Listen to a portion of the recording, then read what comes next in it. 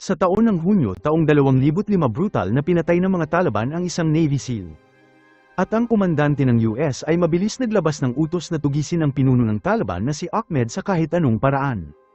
16 na SEAL ang mabilis na sumakay ng 2 helicopter at kahit walang backup pinilit nilang pumasok sa teritoryo ng Taliban. At sa oras na marating nila ang lugar at naghanda na bumaba biglang isang RPG ang sumulpot sa harap nila. Ang helicopter ay direktang tinamaan na mabilis na wala ng kontrol at bumagsak sa lambak kasama ang madilim na usok na ikinamatay ng 16 na SEAL na sakay nito. At nang makita ito ang isa pang helicopter ay mabilis na umatras sa lugar at ito ang pinakanakakahiyang araw sa kasaysayan ng Navy SEAL sa panahon ng giyera sa Afghanistan. Gayunpaman ito sana ay simpleng misyon ng pagpasok at nagtapos ito sa hindi magandang pangyayari. At sa panahon na yun papalapit na ang halalan ng parlamento sa Afghanistan at upang matiyak na maayos ang takbo ng pagpupulong nakipagtulungan ang US Marine upang magsagawa ng masusing paggagalugad sa rehiyon. At sa sandaling ito sinamantala ni Ahmed ang sitwasyon at naging isang tinik sa tagiliran na desperadong alisin ng US. Likas na brutal si Ahmed at hindi nagpapakita ng awa kahit pa sa mga sarili nitong tao at ang sinuman natatanggi sa kanyang pamamahala ay pinapatay ng kanyang tauhan sa harap ng lahat at labis siyang kinamumuhian ng mga taga-nayon.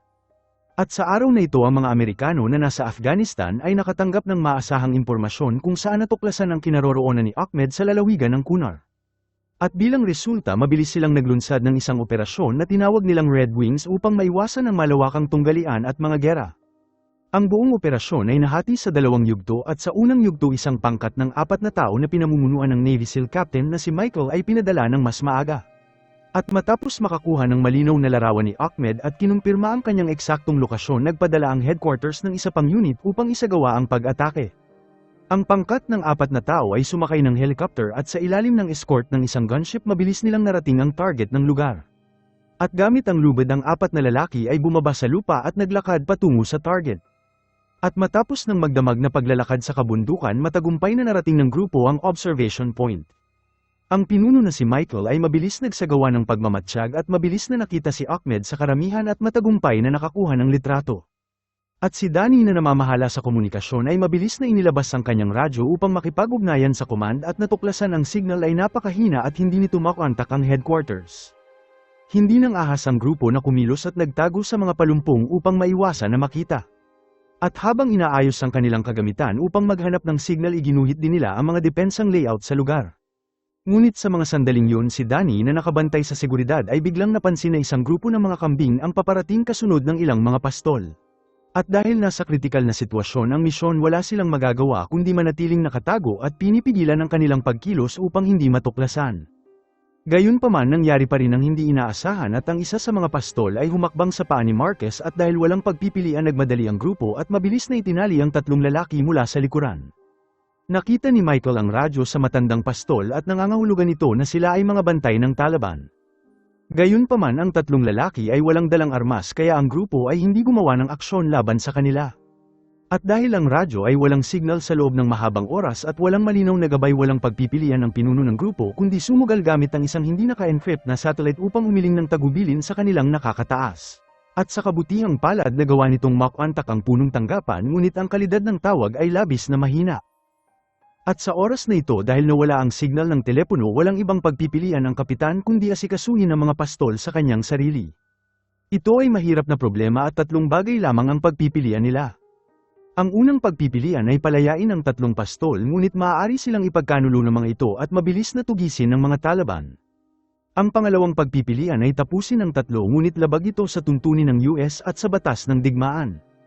Kung ang mga sibilyan ay nagkamaling napatay at mabunyag ang katotohanan tiyak na haharap sila sa kaso ng bilangguan.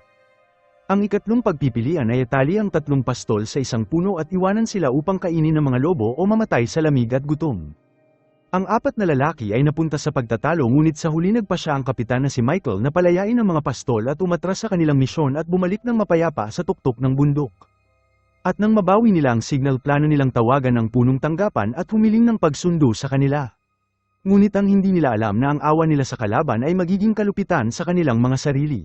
Malinaw na mali ang kanilang desisyon na tila magiging sanhi upang magdusa ang grupo ng matinding pinsala sa mga susunod nilang aksyon.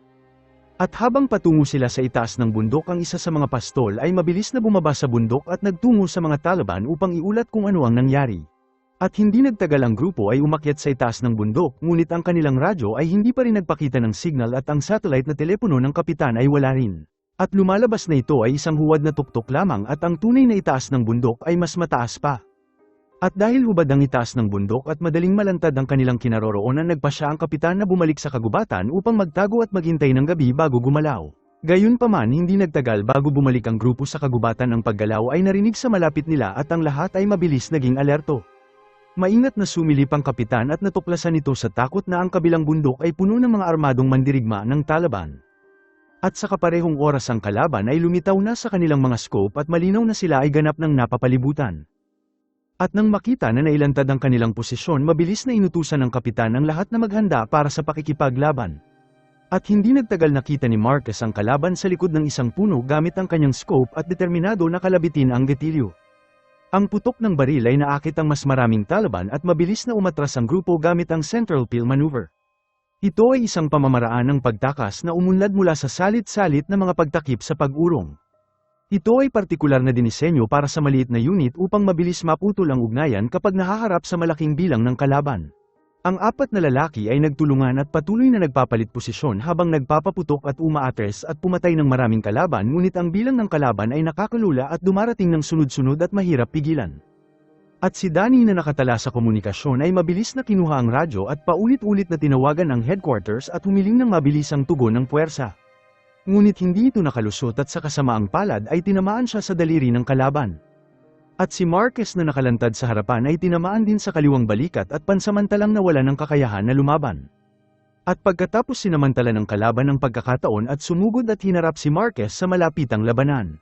Itinulak ito ni Marquez pagkatapos ay kinuha ang kanyang ulo at inihampas ito gamit ang buong puwersa at matagumpay na pinatay ang lalaki. At sa mga sandaling ito ang Taliban ay naglabas ng isang machine gun at nagpakawala ng malalakas na putok ng baril patungo sa SEAL team. At dahil nahaharap sa matinding atake ng kalaban ng grupo ay natisod at hindi magawang ilabas ang kanilang mga ulo. At kung hindi sila makakalusot ng mabilis, lahat sila ay mabilis tatapusin sa lugar. At nang makita ito, mabilis naghagis si Marquez ng smoke grenade na humarang sa paningin ng kalaban at ang grupo ay nagsimulang umatras ng ligtas. At sa kanilang pagtakas si Matt ay biglang tinamaan sa kanyang binti at bago pa ito makahanap ng cover, si Marquez na nasa likod ay tinamaan din sa kanyang balakang. At sa oras na malapit nang makalabas ang grupo sa pag-atake, nagpaputok ang Taliban ng RPG nang walang pag-aalinlangan na ikinabigla ng grupo. Ang radyo na kanilang inaasahan ay nasira na dahilan na imposible nilang matawagan ang headquarters.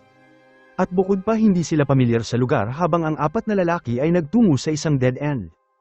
At dahil walang ibang pagpipilian sa ganitong matinding laban, ang grupo ay napilitan sumugal at tumalon sa bangin. Ang apat na lalaki ay bumagsak pa ibaba bagamat sugatan na at naligaw, pinalad pa rin silang makaligtas. At bago pa sila makabawi, mabilis silang nasundan ng mga Taliban at muling naglunsad ng pag-atake sa kanila. At habang papalapit ang kalaban, ang magagawa lamang nila ay kaladkarin ang kanilang mga sugatan na katawan at magpatuloy sa pagtakas pababa ng bundok. At sa panahon ng pagtakas, si Danny ay muling tinamaan sa binti at ganap na nawala ang kakayahan na gumalaw. At nang makita ito, nagmadali si Marquez at ginamit ang single-man drag para kunin ito at magpatuloy sa kanilang paggalaw. Nagawa nilang makatakas sa isang tumpok ng bato at sandaling nagpahinga upang habulin ang kanilang hininga. At sa mga puntong ito, ang grupo ay naubusan na rin ng bala at ang satellite na telepono ay wala pa din signal. At dahil sugatan ng lahat, ang pag-organisa ng kontra-atake sa kalaban ay hindi na epektibo dahil nawala na rin nila ang kanilang mga bag sa panahon ng pagtakas at wala na silang medical kit. Maaari lamang nila gamitin ang mga dumi upang pansamantalang takpan ang mga tama nila ng bala. At hindi nagtagal, ang mga Taliban ay muling nakalapit at mabilis na naghagis si Matt ng smoke grenade at sa oras na kumalat ang usok siya at ang kapitan ay tumalon sa bangin. Itinaas ni Marquez ang malubhang sugatan na si Danny at akmang tatalon sana kasama ito nang tinamaan si Danny dahilan upang mahulog ito ng malubha sa bangin. At si Danny na naiwan sa itaas ay halos wala ng buhay at ang Taliban na nahuli siya ay hindi siya mismo tinapos sa lugar, ngunit sa halip ay kinuha ang lahat ng gamit sa kanyang katawan. Pagkatapos ay inilabas nila ang mga kagamitan sa pag-record upang idokumento ang nakita nila bilang isang tagumpay na pagpatay. Ang tatlong miyembro ng SEAL sa ibaba ay nagtamo ng maraming bali sa kanilang katawan at halos nawala na ng kakayahan makagalaw. Ngunit ang mga Taliban ay hindi nagpakita ng intensyon na palayain sila at nagpatuloy sa paglunsad ng mga atake. Ang tatlong lalaki ay napilitan lamang gumalaw upang maghanap sila ng cover sa atake ng kalaban. At dahil nasa mas mataas na lugar ang kalaban ang nananatiling 3 SEAL ay wala nang natitirang ruta upang matakasan. Kinuha ng kapitan ng satellite at tumingin sa natatanging kalapit na mataas na lugar na maaaring makakuha ng signal na siyang tanging paraan ng grupo para makaligtas. Ngunit ang posisyon na yun ay ganap na lantad sa mga kaaway at isang biyahe lamang ito para mabuhay. Inabot nito ang huling 2 magazine kay Marquez sa tabi niya at pagkatapos ay nagtungo sa mataas na lugar ng walang pag-aalinlangan. At sa tulong ng dalawa nitong kasama ang kapitan ay hinarap ang walang humpay na putok ng baril at nagawang marating ang pinakamataas na bahagi ng bato. Kinuha nito ang satellite na telepono at matagumpay na natawagan ang punong tanggapan.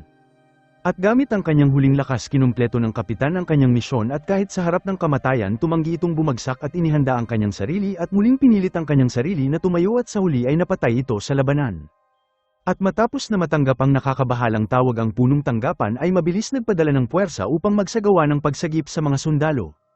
At hindi nagtagal nagtipon ng SEAL Team 10 mula sa Bagram Air Base at sumakay sila sa 2 Chinook na helicopter at nagtungo sa lugar upang magbigay ng suporta. At kasabay nito nagpadala din ng mas malapit na base ng 2 Black Hawk helicopter ngunit kinansela nila ang mga ito sa oras na aalis na ito. Ito ay dahil ang mga escort na Apache ay nasa isa pang misyon at pauwi pa lamang. At kung walang escort na Apache ang Black Hawk ay hindi pinapahintulutan na pumasok sa larangan ng digmaan. At samantala ang mga pag-atake ng Taliban ay nagpatuloy at ang natitirang 2 SEAL ay ganap ng walang lakas at nasa sukdulan na. At para maiwasan ang mga atake ng kalaban inimungkahi ni Marquez na maghiwalay sila at bawat isa ay dapat maghanap ng mas pabor na posisyon.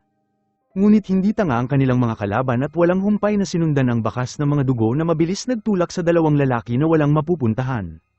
At sa oras na handa na silang harapin ang kamatayan dumating ang puwersa ng US at habang pinagmamasdan ng 2 Chinook na lumipad sa itaas parehong napaiyak ang 2 lalaki sa ginhawa at sumigaw sila ng buong lakas at inilabas ang lahat ng galit at kawalan ng pag-asa. Ngunit sa sandaling marating ng Chinook ang punto malapit sa lugar inutusan sila ng punong tanggapan na umatras agad at ihinto ang misyon ng pagsagip. Ang dahilan ay dahil kung wala ang escort na Black Hawk ang panganib ay napakalaki. Ngunit ang kapitan na namumuno sa pagligtas ay masyadong desperado mailigtas ang buhay ng mga sundalo at sa kabila natutol ang iba sa kanya iginiit nito na lumapag sila. Gayunpaman nangyari ang aksidente at isang RPG ang tumama sa helicopter at mabilis nitong nawala ang kontrol at bumagsak na pumatay sa 16 na SEAL na sakay nito. Ang isa pang helicopter ay tinamaan din ng matinding atake ng mga kalaban at nang makita ang sitwasyon na walang pag-asa ang US ay walang pagpipilian kundi ang umatras sa labis na pagkabigo. At dahil ang kanilang nag-iisang pag-asa ay nawala na karamdamang 2 lalaki ng labis na pagkawala. Biglang tumakbo si Matt sa harap ng mga kalaban at mabilis na kinuha ang kanyang baril at binaril ang isa sa kanila ngunit maabilis din itong tinamaan ang kalaban mula sa ibang direksyon. At sa pagkakataon na ito si Matt ay ganap ng walang bala habang bumagsak ito sa isang puno at malugod na tinanggap ang kamatayan. At sa mga sandaling ito ang 4 na SEAL team ay isa na lamang ang natitira at sa isang hindi kalayuan nakita siya ng isang Taliban na may dalang RPG. At kasabay ng malakas na pagsabog si Marquez ay pinasabog pababa ng burol at halos mawalan ito ng malay sa labis na sakit. Ngunit ang kanyang likas na mabuhay ay nagtulak sa kanya na desperadong lumapit sa mga bato sa ibaba. At dahil papalapit na ang mga kalaban ng pagbagal nito ay maaaring ikamatay niya at sa kritikal na sandaling ito dumating ang helicopter ng US. At nang makita ang armadong helicopter na dumating ang pinuno ng Taliban na si Ahmed ay nagpasya na huwag itong harapin at pinamunuan ang kanyang tauhan na umatras at bilang resulta nakaligtas si Marquez sa kanyang kamatayan. Inakala nito na tapos na ang panganib ngunit ang hindi nito alam na ang helicopter na ito ay sumugod diretso sa front line. At dahil walang oras na magpagasolina ang antas ng gasolina nito ay nasa kritikal na. At matapos na umikot sa pinangyarihan ng pagbagsak at walang nakitang nakaligtas wala silang pagpipilian kundi bumalik sa base at muling suriin ang sitwasyon. At matapos na gamutin ang kanyang sugat kinaladkad ni Marquez ang kanyang sugatang katawan at muling nagpatuloy. At matapos na maglibot sa bundok nang hindi malaman na panahon nakita nito ang isang lawa at dahil nauuhaw lamang ito sa tubig at nagsimulang uminom sa lawa. At sa mga sandaling yun isang grupo ng mga taga-nayon ang lumitaw sa likuran niya at inakala ni Marquez na sila ay kalaban at mabilis na kinuha ang granada at nagbanta na sabay-sabay silang mamamatay. Gayunpaman hindi nagpakita ng puot ang mga taga-nayon at sa halip ay nag-aalok ng tulong sa kanya. Si Marquez ay dinala sa nayon at dahil hindi sila makapag-usap dahil sa magkaibang wika isinulat ni Marquez ang isang nakakabahalang mensahe at kinuha ang mapa na dala niya. Hiniling nito sa mga taga-nayon na tulungan siyang dalhin ang mensahe sa base ng US at matapos na maintindihan ang kanyang hiling ang lalaki ay mabilis na umalis dala ang liham patungo sa himpilan.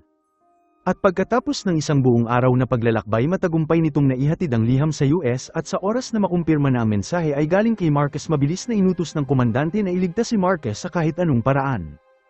At hindi nagtagal ang 4 na Black Hawk at 2 Apache na helicopter ay mabilis na lumipad patungo sa nayon upang isagawa ang pagligtas. Determinado sila na burahin ang kahihiyan at ipaghiganti ang mga nawalang SEAL. At kasabay nito ang mga Taliban na mandirigma ay hindi sumuko at sinundan ang mga bakas ng dugo sa lupa at mga sirang sanga. Napadpad sila sa nayon at mabilis din nahuli si Marquez at sa oras na maghahanda silang tapusin ito 2 gunship ng US ang dumating sa eksena.